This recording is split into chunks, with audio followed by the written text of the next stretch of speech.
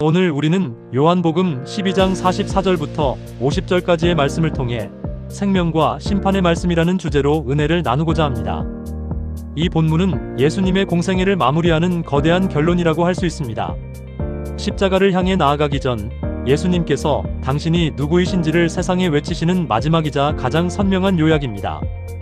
요한복음 전체를 살펴보면 1장부터 12장까지는 예수님의 표적과 기적을 다루는 표적의 책이며 13장부터 21장까지는 예수님의 영광스러운 죽음과 부활을 다루는 영광의 책으로 나눌 수 있습니다. 오늘 우리가 살펴볼 본문은 공생애의 마지막 선포로서 이 두 시기를 잇는 중요한 연결점이 됩니다. 먼저 어둠 속에 머무는 자들, 곧 숨은 신앙의 한계에 대해 살펴보겠습니다. 당시 많은 이들이 예수님을 믿었지만 회당에서 출교당할지도 모른다는 두려움 때문에 자신의 믿음을 밖으로 드러내지 못했습니다. 이러한 숨은 믿음은 마음으로는 예수님을 인정하지만 사람들의 시선을 두려워하여 빛으로 나아오기를 거부하는 상태를 의미합니다. 예수님께서는 지금 이러한 숨은 신앙을 흔들어 깨우고 계십니다. 예수님께 대한 우리의 반응은 곧 하나님 아버지께 대한 반응과도 같습니다. 참된 믿음은 결코 숨은 상태로 머물 수 없습니다. 예수님을 안다는 것은 결국 그분의 말씀 안으로 들어와 순종하는 삶으로 증명되어야 하기 때문입니다. 첫째, 예수님과 하나님은 하나이십니다. 요한복음 12장 44절과 45절 말씀입니다.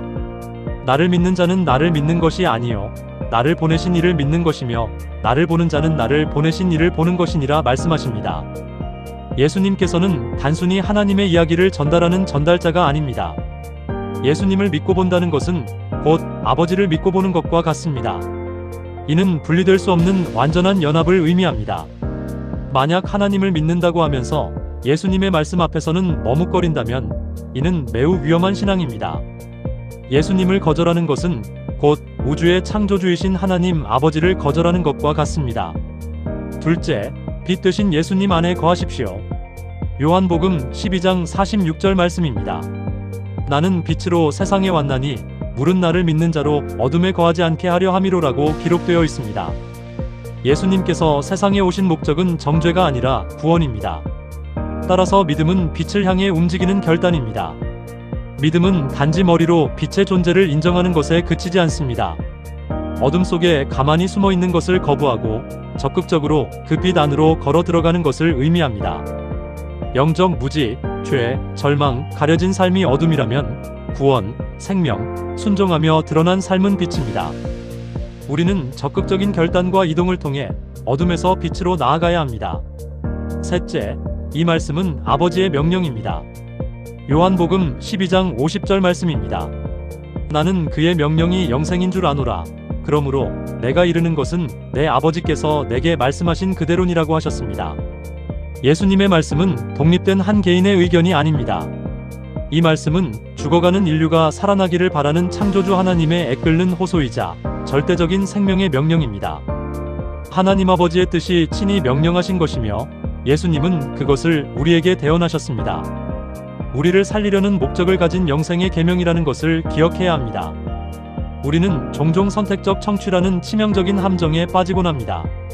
나에게 위로가 되는 말씀만 받아들이고 내 삶을 찌르고 순종을 요구하는 불편한 말씀은 뒤로 미루고 있지 않습니까? 예수님의 말씀 전체가 하나님으로부터 온 것입니다. 부분적인 수용이 아닌 전체를 받아들이는 철저한 항복이 우리에게 필요합니다. 말씀에는 두 가지 얼굴이 있습니다. 오늘 우리가 겸손히 이 말씀을 받아들일 때 이 말씀은 우리에게 구원의 방주가 됩니다. 그러나 마지막 날 우리가 끝내 이 말씀을 거절한다면 이 말씀은 우리를 심판하는 기준이 될 것입니다. 우리의 영적 상태를 진단해 보시기 바랍니다. 나는 과연 어디에 서 있습니까? 숨은 믿음과 참된 믿음의 차이를 살펴보면 숨은 믿음은 사람들의 시선과 평가, 회당 출교와 같은 두려움을 대상 삼지만 참된 믿음은 오직 하나님 아버지의 뜻을 바라봅니다. 말씀에 대한 반응 또한 숨은 믿음은 좋은 말로 감상하고 듣기만 하지만 참된 믿음은 아버지의 명령으로 받고 순종합니다. 삶의 태도에 있어서도 숨은 믿음은 어둠 속에 머물며 자신을 숨기지만 참된 믿음은 대가를 지불하고 빛 가운데로 나옵니다. 여러분은 말씀을 어떻게 대하고 계십니까? 단지 예수님에 대해 알고만 있는 사람입니까? 아니면 그분의 말씀 안에 머물며 기꺼이 내 삶을 바꾸어 순종하는 사람입니까? 이제 숨어 지내는 것을 멈추어야 할 때입니다. 함께 기도하시겠습니다. 주님, 예수님 안에 나타나신 하나님을 바로 보게 하여 주시옵소서. 말씀을 단순한 교양으로 여기던 숨은 신앙을 버리고 그 말씀이 주시는 빛과 생명 안에 온전히 머물며 순종하게 하옵소서. 예수님의 이름으로 기도드립니다. 아멘.